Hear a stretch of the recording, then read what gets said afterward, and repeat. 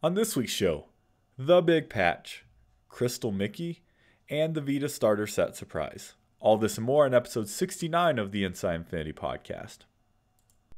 What's up, guys? This is John Vignacchi, executive producer on Disney Infinity, and you are listening to Inside Infinity, the first official Disney Infinity podcast on the net. Inside Infinity is brought to you with support from Evilos Customs. Evilos.com is your #1 place for custom Disney Infinity figures. His latest creation includes this custom alien symbiote Spider-Man. This thing right here is a custom painted figure with the highest detail, highest quality paint you're going to get. It's also limited in number. There are only going to be 1 of 10. So if you are not going to be getting that Vita starter set, and even if you are, you want a real alien symbiote Spider-Man that is legit, then make sure you head on over to evilos.com to check out his Spider-Man.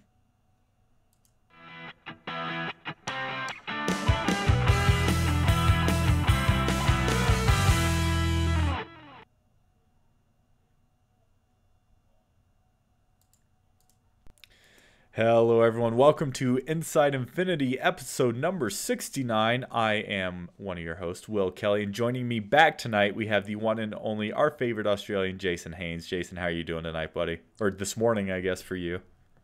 No, it's afternoon now. It's 1 o'clock in the afternoon, so good afternoon. Will, good afternoon, listeners.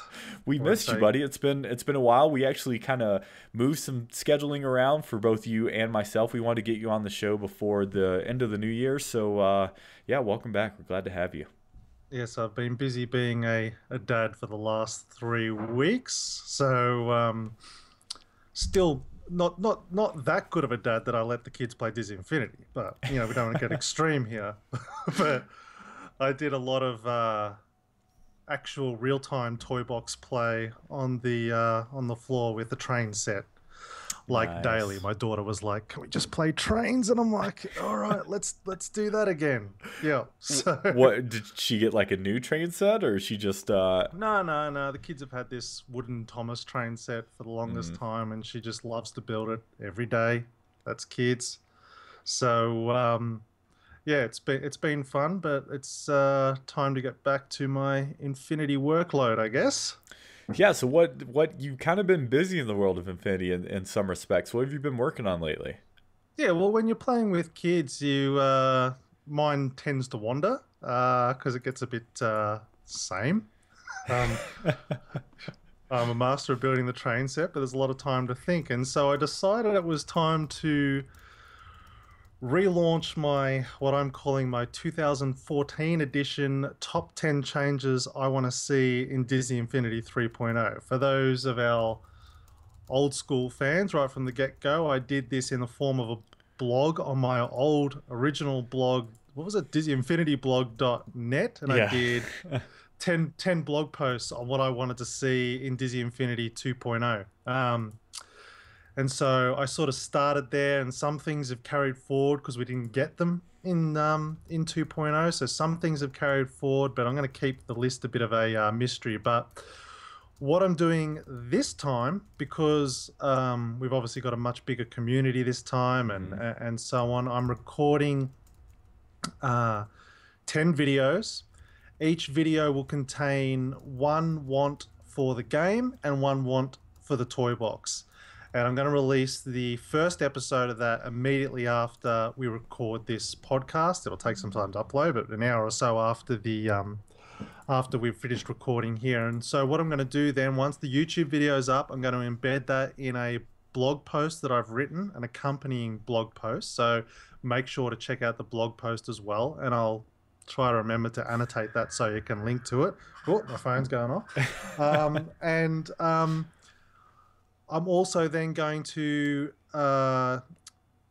create a forum thread on the Infinity fan forums for the episode. And so what I want our community to do is to watch the video, read the blog post, and leave your comments either in the YouTube channel, on the blog post, or in the forum post. And then we're going to collate the best of those comments and thoughts and discuss those on the next Inside Infinity podcast. Well, the next one that we discuss it, because I know we've got some special podcasts coming up, but we Right. will discuss it in a future episode of the podcast. And after the fact, I will then create a link to that episode for the further discussion. So I'm hoping to have some really good thoughts. And I've been actually surprised. You wouldn't think I'd be able to come up with new ideas, but Yeah, we I've would got a have thought you ton. would have had them all by now. Exactly, but I got a ton of great new ideas and some refresh of some old ones for 3.0 coming up. So I'm excited to sort of get those discussions going. It's going to be quite difficult not to talk about them Mhm.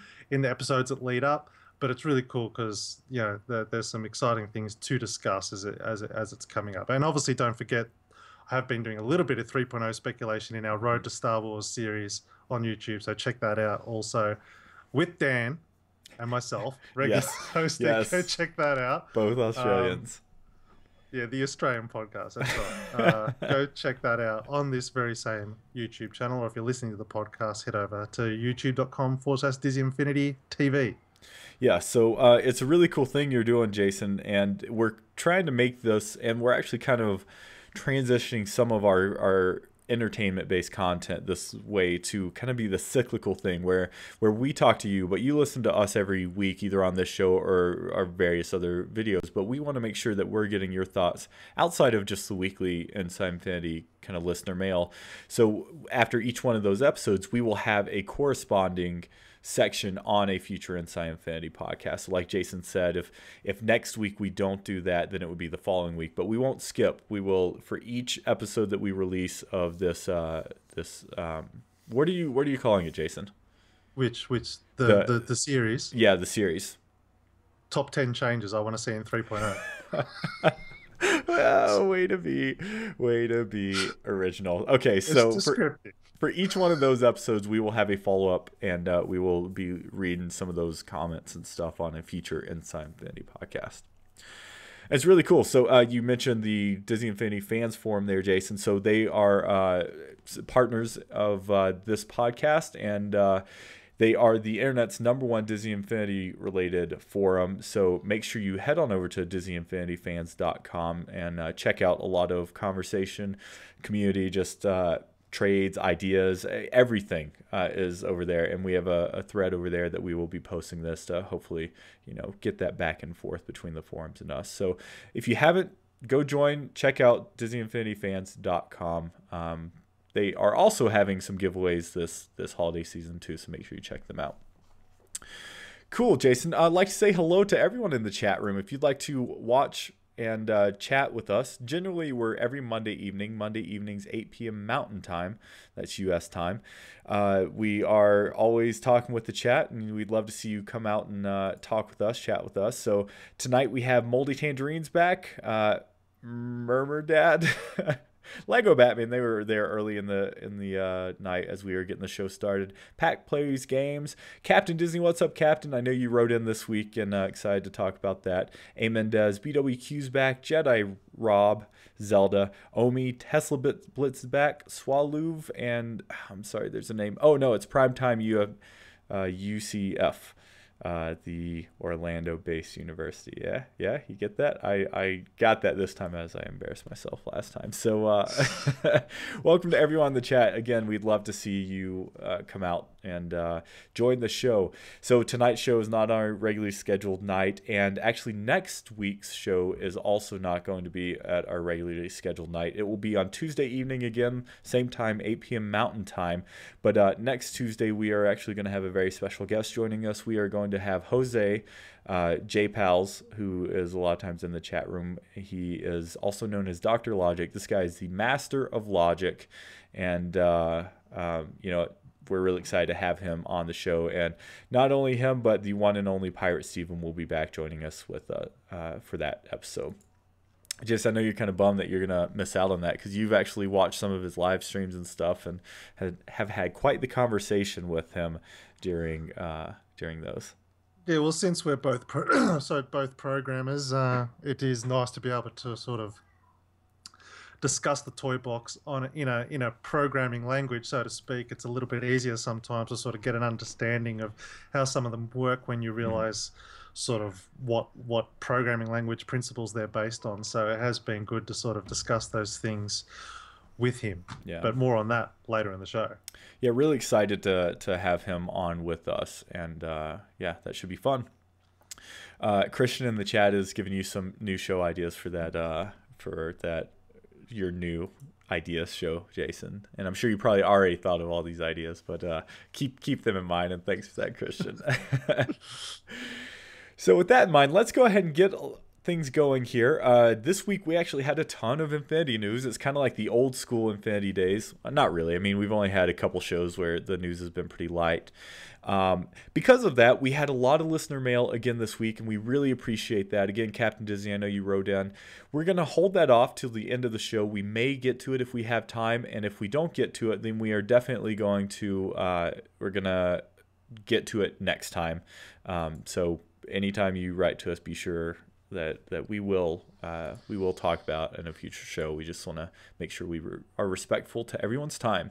So with that, Jason, let's start things off with the news of the week. We had quite a bit of news. The first item here. So let me ask you this, Jason. In Australia, I don't know, is this out yet for you? Yes, it came out on the 5th. Oh, so it came out the same time for you. So Yeah. So there you go. So Crystal Mickey, the long-awaited only crystal variant for Disney Infinity 2.0 was released on the 5th for both us and probably in the UK and stuff like that too. So that's pretty exciting. Have you had a chance to pick him up yet, Jason? No, I have not. But just again for the Australian listeners, it is exclusive to Target over here. It is exclusive to Target. Interesting. Yeah. Yes. So it's the only place you can get the Crystal Mickey in this country is at Target. Great. Did Target have any exclusives for last time around crystals? I don't think Target did. I remember JB Hi-Fi had exclusives, and was it Harvey Norman? I can't remember. No, I don't think Target had any exclusives last time. So I don't know why they've scored this one, but they have. And interestingly, this is arguably probably the last crystal figure we'll see, because we only really got this one because it was carryover from 1.0. So we're probably not going to see any more crystals after this. So it's a pretty significant one to pick up, particularly if you've got all the prior crystals. I wouldn't mind betting that they never reprint the crystal figures, if I had to guess. Yeah, I don't. Sorry, are we broadcast? Yeah, I agree with you, Jason. The value that these crystals add, I don't think is that good. And personally, I'm not a huge fan of most of them. I have all of them just to collect them, but there's only a few that I really like. And I mean, I know there's a few that you really like too, but I think it was more or less, at least first go around, kind of a retailer cash grab. For those retail exclusives. Sounds like it's kind of the same thing for you, but I doubt that was the motivation. Like you said, I think it was a carryover for 1.0. Yeah, I don't know. This is probably the last one. So that, and it's Mickey, which is, any Mickey figure is pretty cool. So, but yeah, I'd be okay if we don't get any more. Yeah. Lego Batman in the chat is also saying they only collect crystals just to have them. So yeah, that's the nature of collecting. I know, right? I would venture to guess that most of mine are sitting at level 1 too, level 1 as well. So cool. Well, that's the first news item. Pretty quick. The next one, this one's a pretty big one, and this was something that was long awaited. We discussed it a little bit last week, Jason. The big, quote unquote, because it's not the first, but the big 2.0 patch finally came out last week. And just did want to go over the changelog a little bit. It's not the full changelog. You probably can't see all that it says, but I'll just go ahead and read it off here. And then, Jason, you and I can discuss a little bit on our thoughts on it. So let's just pick out a few big pieces. So they rebalanced some skill abilities for some characters. Black Widow, Fury, Merida, Tinkerbell, Maleficent, Drax, and Groot. Improved load times for Disney Infinity figures. So Lim, team member of DITV, he posted a great video for last gen that improved those load times quite a bit, which was great. But it looks like they actually fixed that across the board now, because it was an issue. Also, it looks like the shared ownership of figures has been fixed. Hopefully, that means all my figures are now kind of transferred, so I can't really test this. But hopefully, this means that all of your figures, when you are bringing them over from 1.0, are now going to bring over their correct levels. Lots of improvements in the toy box. Lots of things that people have been having issues with. Some just generals, improved toy box memory and stability, improved online network play. One thing I kind of found interesting is the fixed save load issues when traveling between interior doors and toy boxes. That was one that really kind of bugged me and had lots of issues with.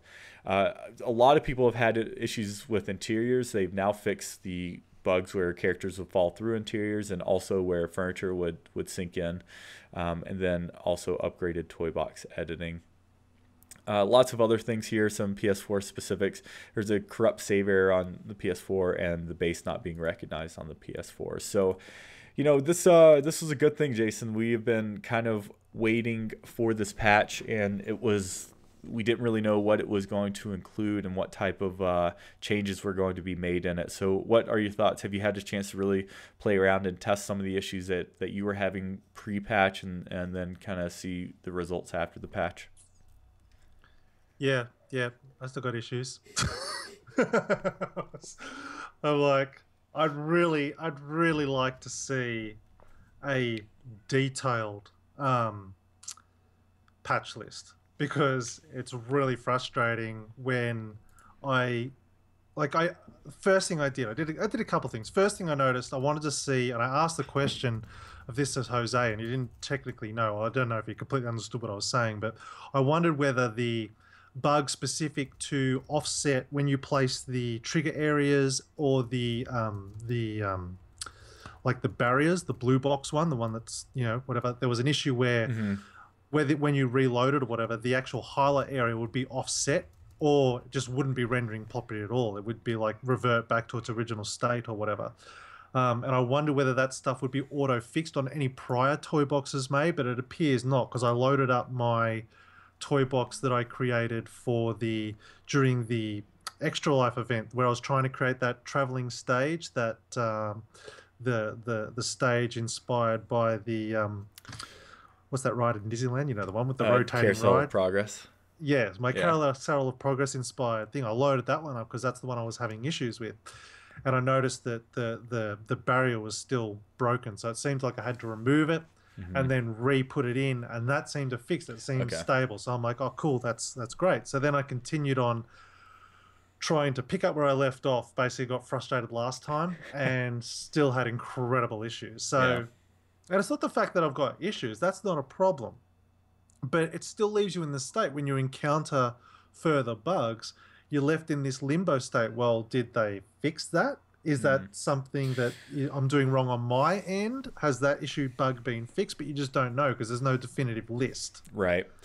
You know what I mean? Yeah, absolutely. Like, we need a list that's literally, this is the Creativitoy, known bugs for this Creativitoy, bugs, issues that have been fixed for this Creativitoy, or, since patch 2 point whatever it is, this issue's been fixed, right. or so on. Like, let's fingers crossed. I hope that's not on my top 10. Add it if it's not. Well, we'll see. Yeah. But yeah, again, it's just that transparency. I understand what it looks like if you're posting a entire website full of bugs. I understand what that looks like. But at the end of the day, I think as a aspiring toy box artist who's never actually won anything, I think it's fair to let the people know when they're not crazy that something is just broke and it hasn't been fixed yet. Well, and I think that I could have sworn the first time I read these notes that it said and other improvements, but I can't seem to find that in the article now. There's things like that. Something that wasn't on the list, and I haven't tried it, but I thought one of the things that they fixed was the countdown timer. That you couldn't get the timer to count down at all. It was a known bug, and I didn't see that in that list. I wasn't fully reading it. But again, that's a pretty important thing to update the people. Hey, now your countdown timer is going to work. Right. Because everyone would have been avoiding it because it didn't work. So what's the point of using it when it doesn't work? Well, that's why it's something like this is a considerably more important issue than it would be for other games. If it's a first person shooter and you're like, this gun now works correctly, it works the way it should, or the damage model is now accurate. That's Yeah. different than you having a game that has all these bits and pieces that you rely on to work together in order to, essentially play the game. It's like, Yeah. uh, you don't know if you're doing something wrong as a toy box creator or if it's a bug a lot of times. That's and right. and so I mean, I do appreciate the log here, but if it's not the full log, it should be linked to someplace that has the full log and that's descriptive and Well, or actually, now that I think about it, I would take a page from Ubisoft book. If anyone's played, I'm not sure if it's in, I don't think it's in Far Cry, but any Assassin's Creed game, latest Assassin's Creed game, they have that community feedback thing at the end of a level. You've seen that? Where you finish a level and oh it'll say, yeah, hey, what do you rate this level? Da da da. I yeah, would actually put it right in there and just have for each creativity toy under the property section, have a submit a bug thing, or somewhere where you can pull up a known bug list hmm, right there in game. So that it's a really quick way of developers letting them know, hey, we have discovered right, this issue on this platform, whatever it is. So that, again, you don't have to pull your hair out, and you've got an opportunity to say, "I'm making my voice heard. I'm trying to do this with this toy, and it ain't working." yeah, yeah, totally. That's not on my top 10, so that's the number 11. Well, Ubisoft, I think they start. Well, the first time I saw it was with Assassin's Creed 4. I don't know if they did it before that or not, but it's a really cool and easy way to submit bugs. A lot of PC games have a bug submission process. Any MMO you find out there is going to have it, and it would be something that I think would really benefit Infinity because again, so much relies on things working properly, and sometimes things are so um,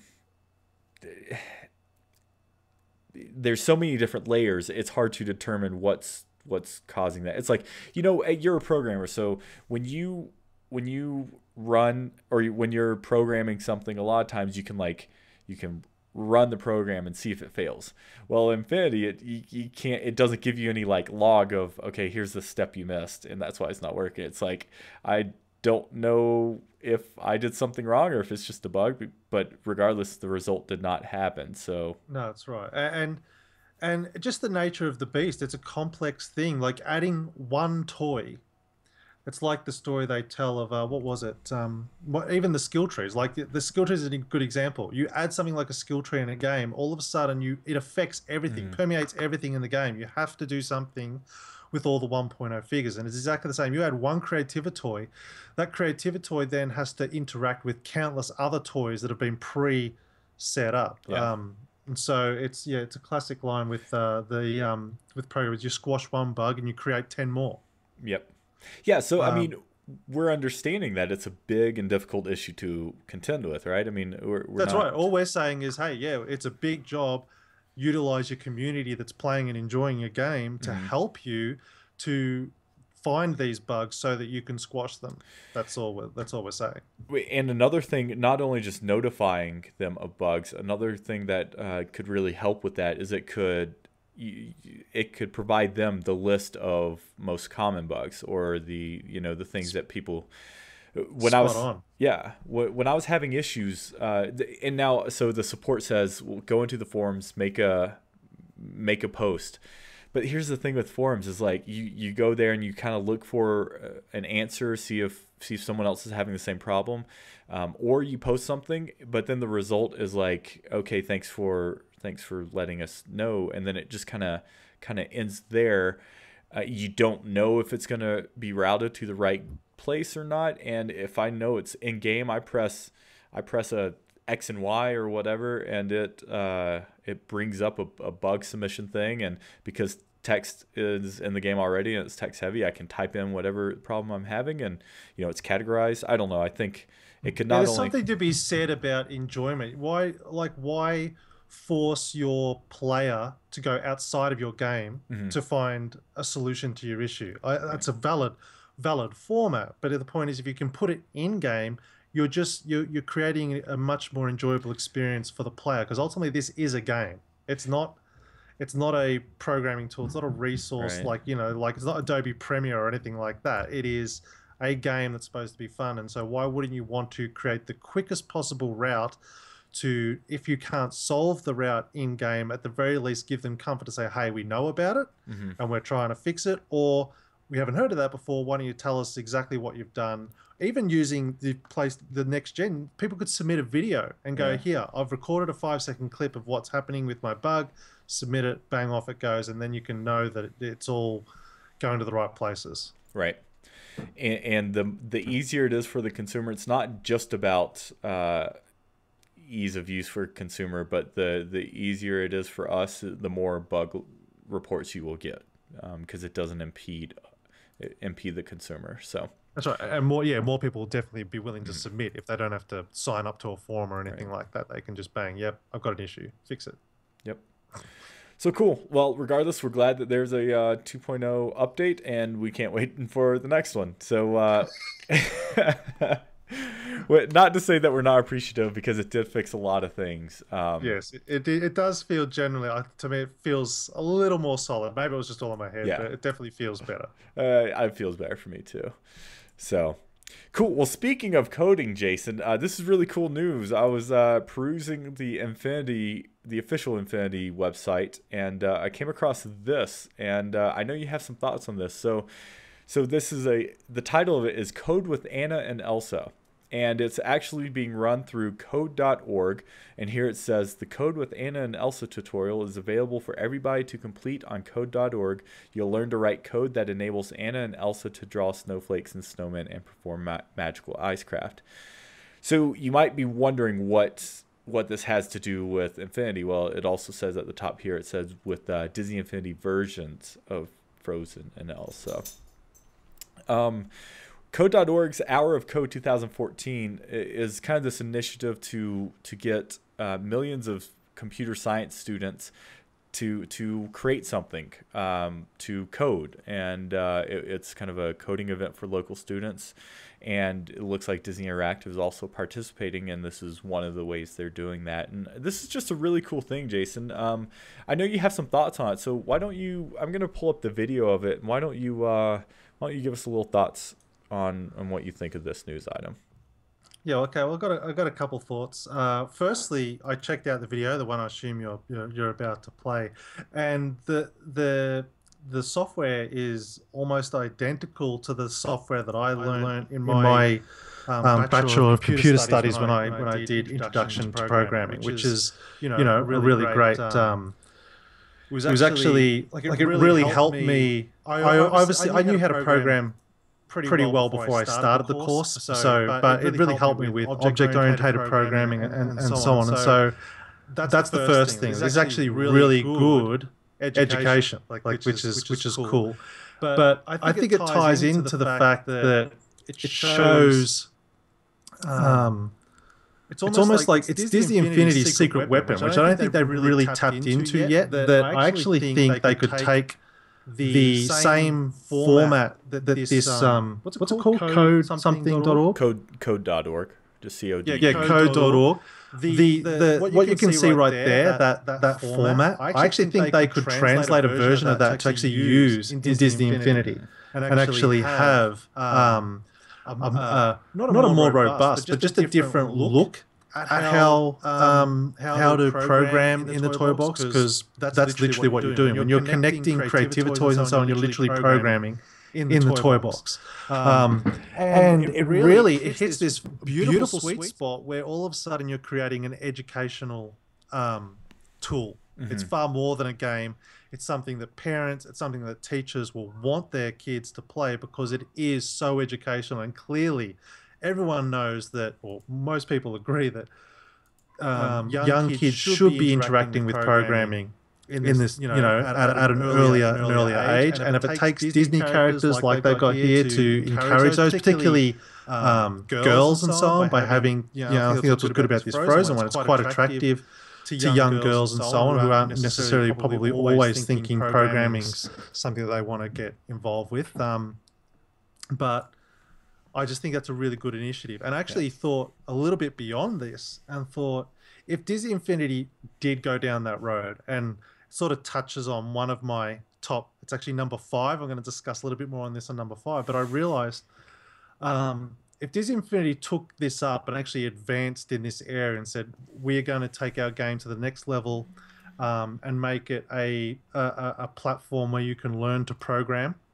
Um, I could imagine a day where imagine having a Disney Infinity iPad app that is literally like it's almost like as if saying Disney Infinity becomes a new programming language. Those that don't program, there's many different program languages. There's JavaScript and PHP and you name it, like Perl, C, all these different languages, but they're all founded on the same programming principles of, and I can imagine Disney Infinity having this iPad app that's the Infinity programming language that people and kids would actually be able to develop their own apps to run inside this Infinity app that can go outside of games. Maybe they wanted to create a Anna and Elsa calendar or something like that, or a Monsters Inc. inspired calculator.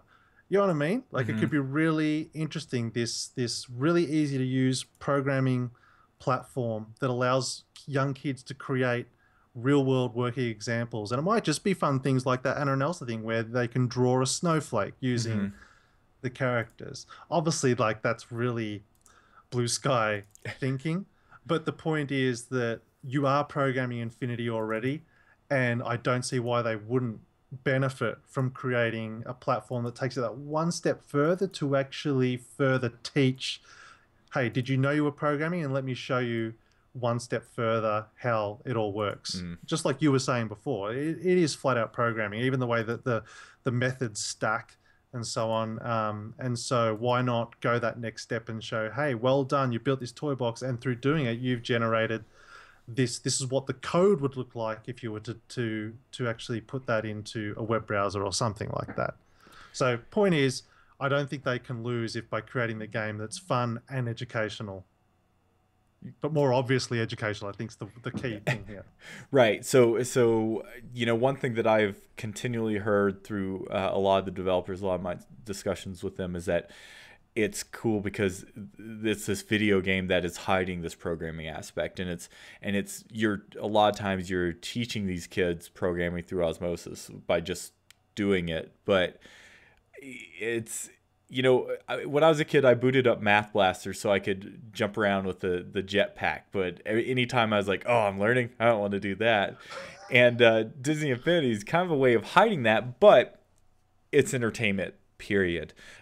What you're kind of saying is like kind of flipping that a little bit, where it's like, okay, it's a game, and whatever it is a game underneath, but on top it's a teaching tool. Yeah, and it's I guess a little I'm more saying have an option to unhide it. So keep it hidden. But if you reach that stage where I'm actually really enjoying this and getting good in this, step it up, go to the unhidden version, and it unlocks another level of programming capabilities that may not be able to be achieved in the current format that it's being programmed in. And also, you can create games and tools that still keep it entertaining and fun to learn programming. Right.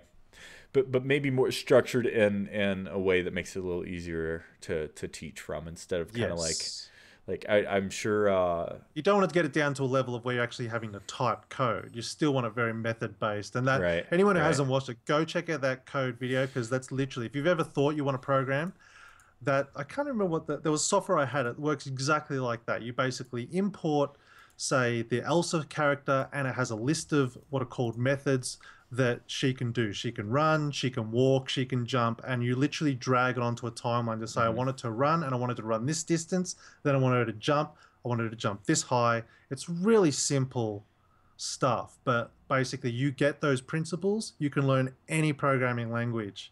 Once you know that core mechanic of how programming works, you can learn any language and do anything in the programming world.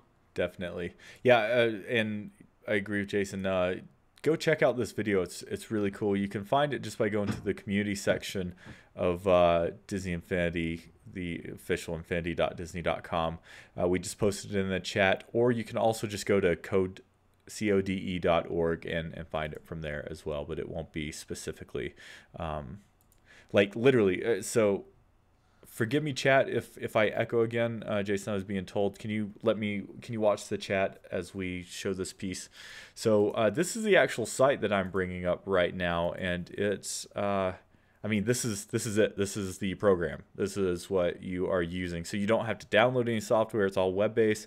It tells you at the top your progress to finishing your code hour. It gives you these little tooltips to do different things, and then you can run. Oh, oops.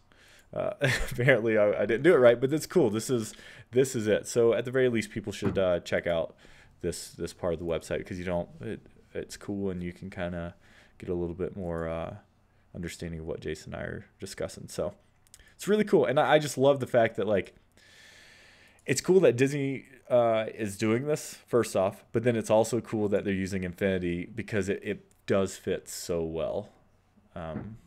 So yeah, I don't know. I dig it. So any last words on that, Jason, before we move on? No, let's move on. Okay, so moving right along, we have the PlayStation experience we wanted to talk about. So Sony this last week, they followed the Video Game Awards with a kind of a fan-based E3, essentially. But it was something for the fans, and it was called the PlayStation Experience. And out of that, we got a couple things from Disney Infinity, which was actually pretty cool. The first up is this Developing the Disney Infinity Art Style panel. So this was an actual panel that they showed. They showed at the PlayStation Experience, and this is good again because, Jason, we've discussed quite a bit that Sony and Disney Infinity have a pretty strong partnership, and this was definitely signified in this panel. I mean, the thing I loved most about this panel, Jason, for anyone who watched it, as an Infinity fan, you probably didn't hear too much new in that particular panel. We probably heard a lot of it before, but that's just it. Like, this was a fan-based conference, essentially. And so all of these PlayStation fans who may not be Infinity fans got some experience with Disney Infinity, and it was really cool because they also went. Much of the discussion was the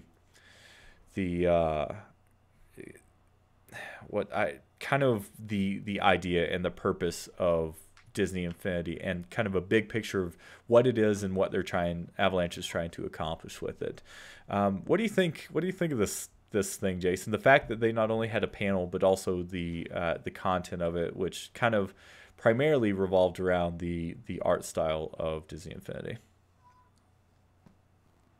I really enjoyed it. I thought, I obviously, it wasn't they didn't stream it live, so obviously I watched the replay, which I think they posted a couple days ago or something like that. I can't remember. Just a few days ago. But the thing I love about these panels, particularly in PlayStation Experience as a whole, I think it was a really great event, and I've already spoken to the wife about letting me go to Vegas to PlayStation Experience in the next year or two, because there was something very different about this conference that everyone that was there knew it was for the gamers. Mm-hmm. You know what I mean? It wasn't corporate. It wasn't trying to impress news outlets. It was everything was very much for the gamers, and that came through very much in this panel. And so it constantly makes me feel bad because I've said it time and time again. Disney Infinity and the people behind it, the people making this game, feels so indie. There's so much passion between all the people that are working on this game, and so that makes me feel bad when I trash it on the show and offer my creative criticism, constructive, not creative, constructive criticism. Right. It is creative, but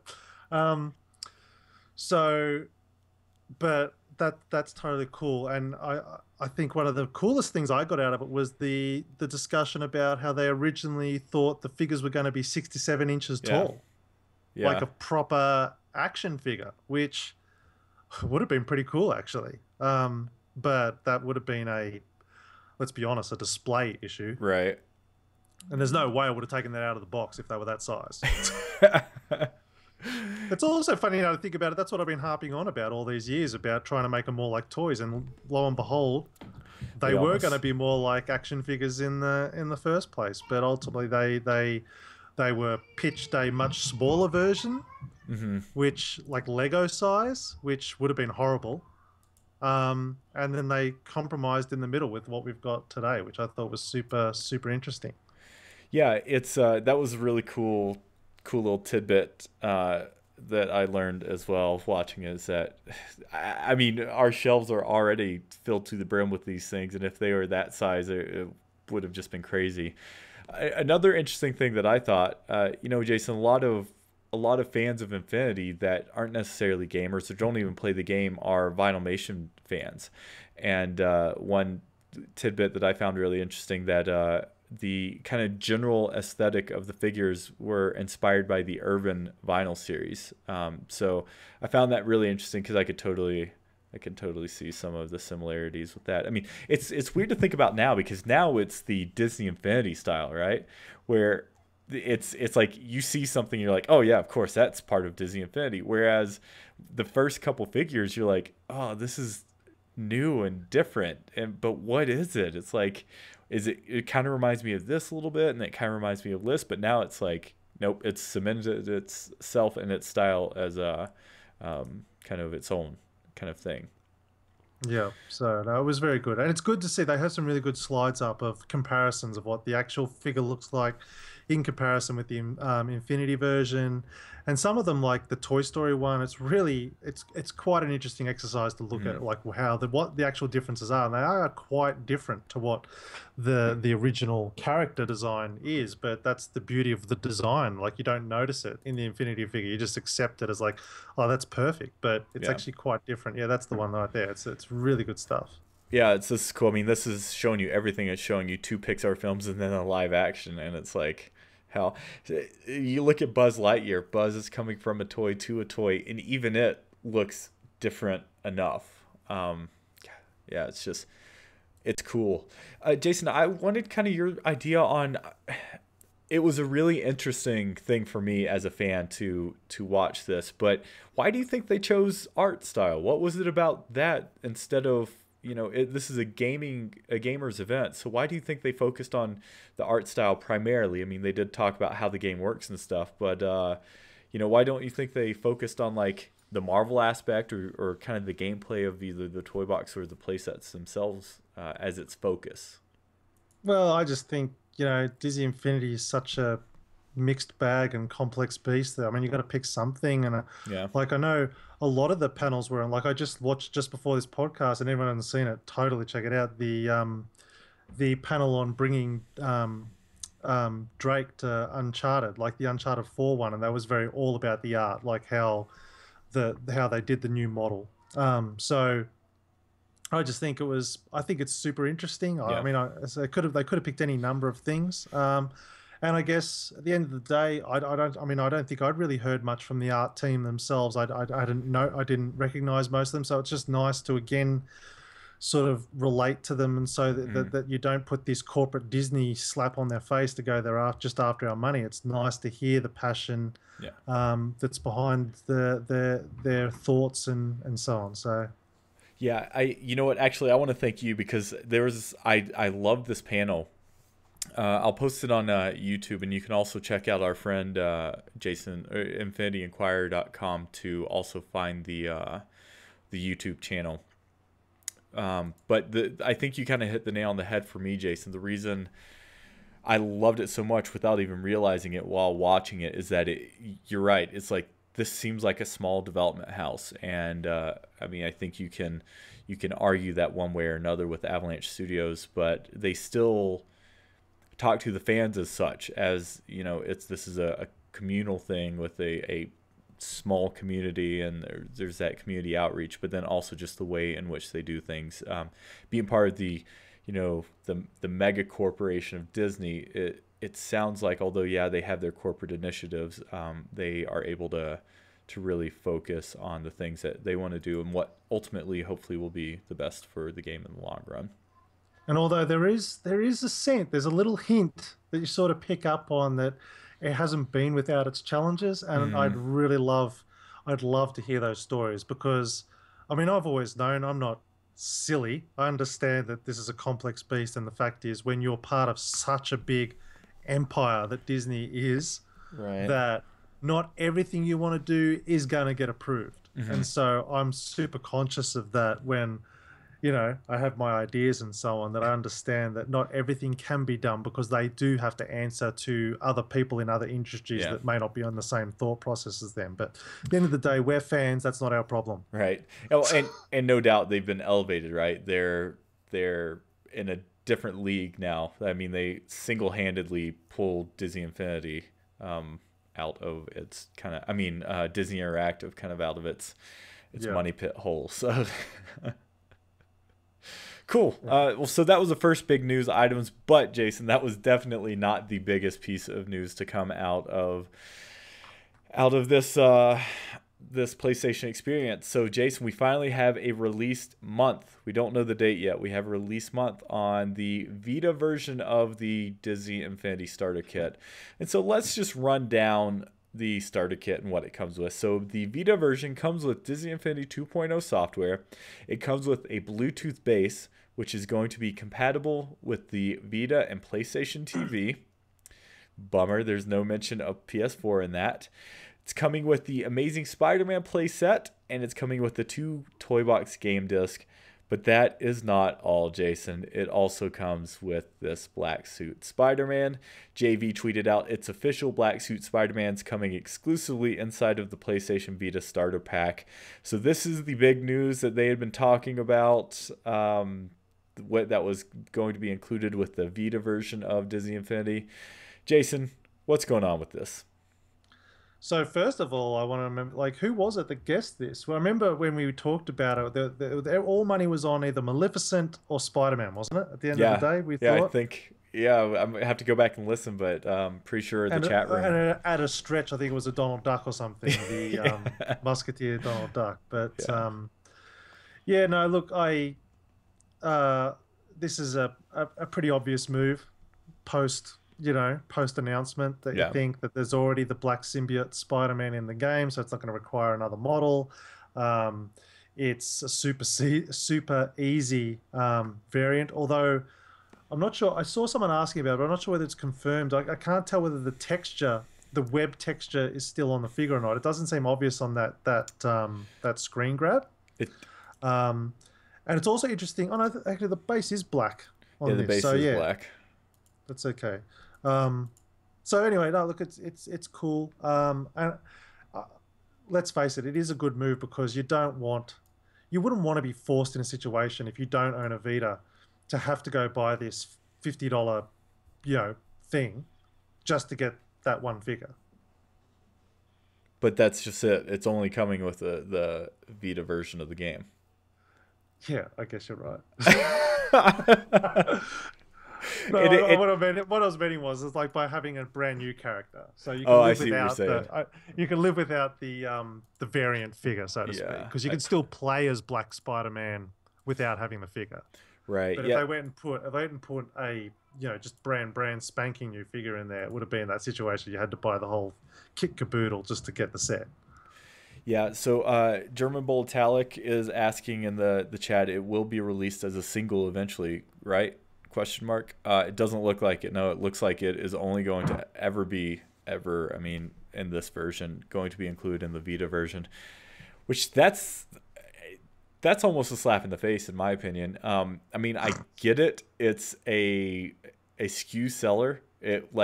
I'm sure there'll be lots of people out there with no Vitas that will be buying this version of the game. It's not uncalled for in the gaming space, unfortunately, to have exclusives like this. But this is a collector's game, and Yeah. they've done this once, but they did it with a base, which is an out of game experience. And yeah, if you're a diehard collector, they had this PS4 collector's edition base, but it didn't affect any gameplay whatsoever. Well, this kind of does. I mean, if granted, again, like you said, Jason, you can play with it in game, but I don't know. I just think I don't know. I'm not necessarily against it as long as it comes out eventually, but of course they're not going to say that now. I think you're making a good point. It probably makes the most sense.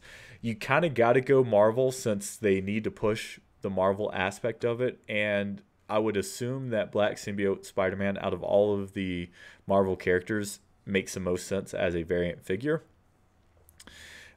It's weird though because Jason, I think you're right. If I blow up the picture again, it looks like Doesn't look like it's got texture, does it? Web no, it texture. doesn't. It's completely smooth. So that's kind of interesting in and of itself. So it's not really, in my opinion, then a variant paint job. It may be the same pose, Yeah. but it really feels like a brand new figure. This could also be concept art. It could just be a computer Possibly too. Yes, that could image. be a Yeah. possibility. But yeah, I mean, if not, then maybe you're right. Maybe it's an entirely different figure.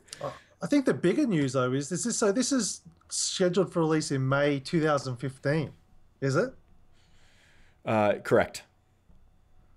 That's the bigger news story here. Who is going to buy Disney Infinity on the Vita that late in the piece? Like, I can only assume that 3.0 is when's E3? Is that June? Yep, it's June, so it's the following month.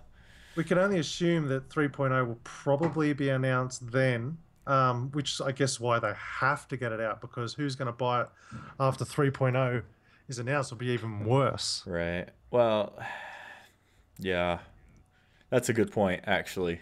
You got to get it out before 3.0 because it will be forward compatible. So, And again, it's a different story if there's so many factors with this one. Like if the toy box wasn't available on the iPad, it's a bigger thing because it's yeah.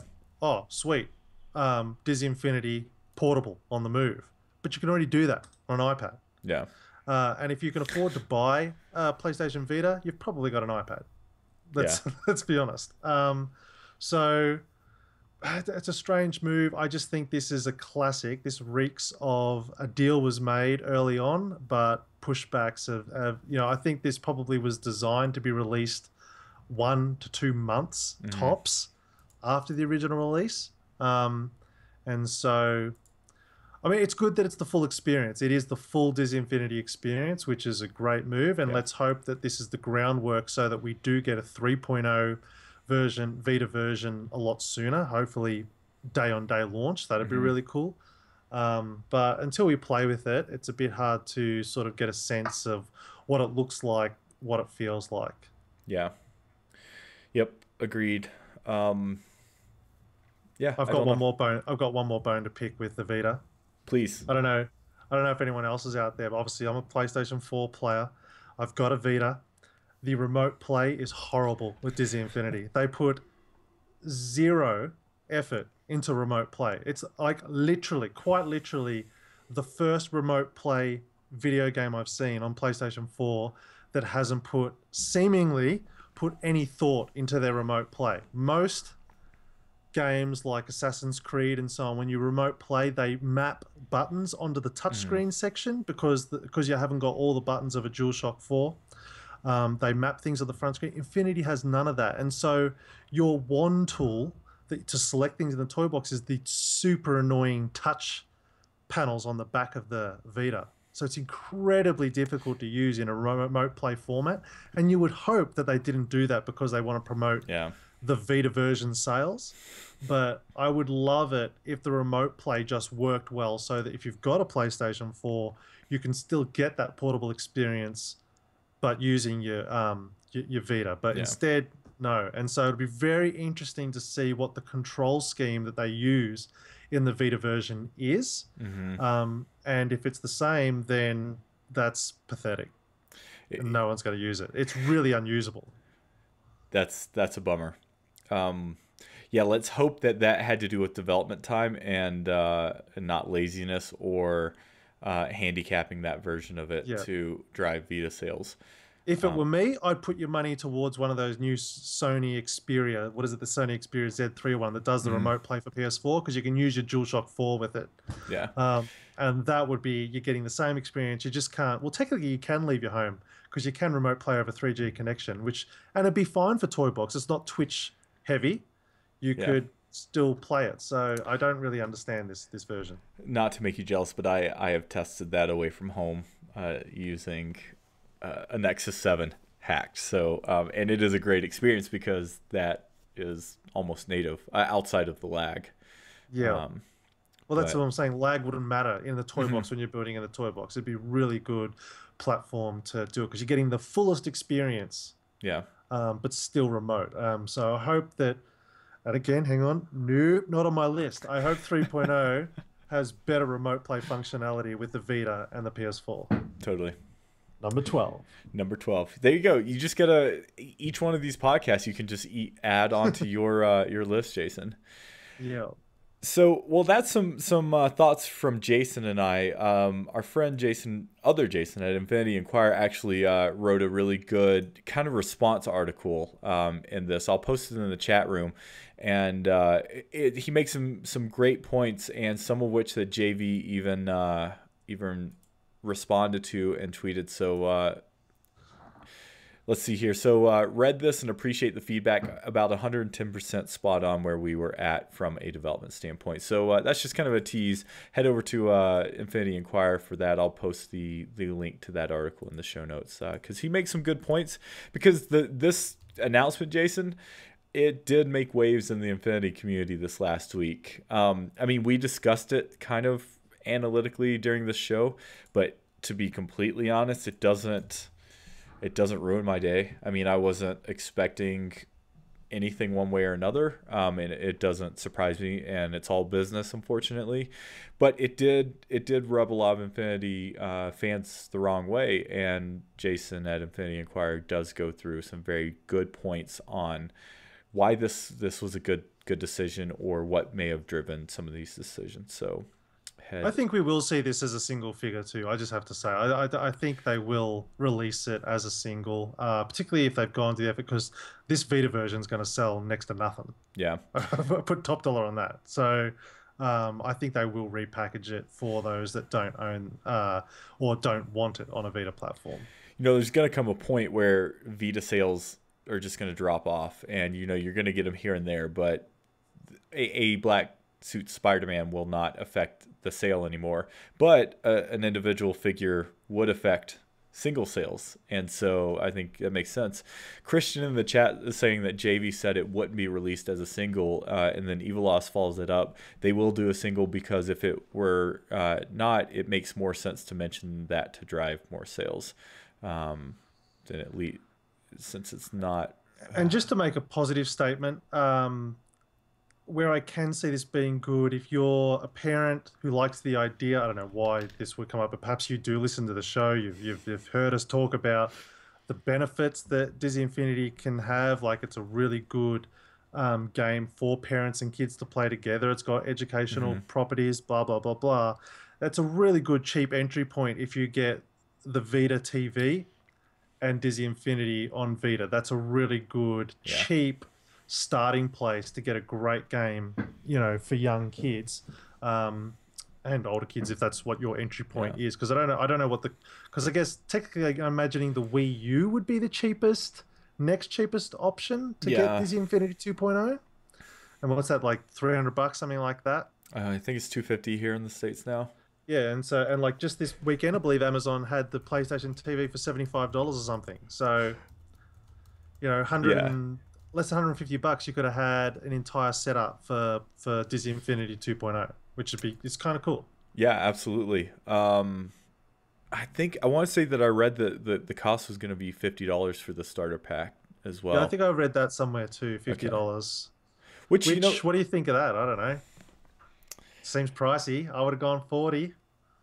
Yeah, but here's the thing: you're getting. I don't know. This is tough. So you're getting the 2 power discs, the one figure, a playset. You're getting a playset. Yeah. What did we get in the Spider-Man playset? It was Spider-Man and Nova. Nova. Okay, yeah. Okay, this is weird, Jason. This is concept art, and the chat agrees that the Spider-Man picture that we brought on screen was concept art. Look at this base. Where do you see the piece for the playset piece on there? So can you only have That's good. Yeah, it's a good point. It's a Bluetooth base. We know that Uh-huh. connects via Bluetooth. But you're right. That has Oh, you know only got what? a position for one figure, obviously, which makes sense because you can only have one player on a Vita. So that's what it is. So the left side is for figures, the right side is for hexagonal power disc and the playset piece. Okay, That's a so real that's bummer because they could have. I mean, I don't know so, but that would have been cool if they created a Bluetooth base that was compatible with the PS4. That would have been another incentive to buy it. yeah. As a non-Vita owner, I would have done that just for the figure and the base. Exactly, to be able to get rid of one cable out of your, because we've only got two USB ports on a PlayStation 4. So Hmm. if you're playing a lot, I actually bought a USB hub for my PlayStation just because I needed more USB ports. But um, that would have been cool to at least get that added bonus of now you've got a Bluetooth enabled um, board that you can use Yeah. for your PlayStation 4. But missed opportunity, Disney. Mark it down as something else you can discuss. Yeah, no, that doesn't make the list, but that would have been cool. Sweet. Well, Jason, you know what? I think that's going to pretty much wrap up the weekend news. It's great to have some news again. We didn't get to listener mail, and we're sorry about that. But again, we will discuss it next time. And if you would like to write to us, please feel free to do so. You can reach out to us on our YouTube comments via Twitter. You can also send us emails info@disneyinfinity.tv. So many ways, and we love to hear feedback. We love to hear questions. Pretty much anything that you'd like to have us mention on the show, just go and drop us a line there. If you like what we do, subscribe to us on iTunes. Leave us some feedback there. Also, check out our YouTube, youtube.com/Disney Infinity TV. That's where all of our shows are going to be broadcast. And that is where you can find Jason's new improvement show that will be launching right after this episode records. So, And please feel free to absolutely disagree with me. I'm not looking for people to rah rah me. I'm just like I really do want a in-depth conversation. And just a reminder to keep your thoughts and comments to the topics that I discuss in the video. yeah. We'll actually do a show after we've done my top 10, which is really 20 things. We'll do an open community show maybe where we can just discuss any ideas that you had that were outside of mine ideas. Yeah. So yeah, just keep it and feel free to tell me I'm completely wrong and an idiot. That's fine. Since I won't be there to do that, I'm expecting everyone out there on the internet to do that, Jason. No This is my call. Jason, do you have fun tonight?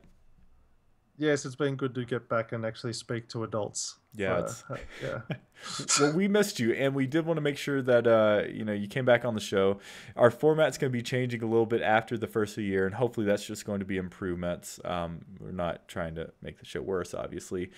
So next week is probably going to be our last kind of normal show for the year, and then after that we'll be coming back strong with some new formats and new shows. So in the meantime, make sure you're checking out these kind of in-between shows, Jason and Dan's Star Wars show, and then your improvement show, Jason. Also, we have a special. We're probably just gonna have to post this on YouTube after the fact, but the two Steves, Outside Infinity Steves, are going to be having an Outside Infinity podcast tomorrow. So be on the lookout for that. That's always a good time. So with that, Jason, I think we're gonna call it. And thanks as always, buddy, for joining me tonight on tonight's show. Look forward to the next one. All right. Well, thanks everyone out there on internet land, and we hope you're having fun with Infinity. And until next time, we hope your week is filled with infinite possibilities.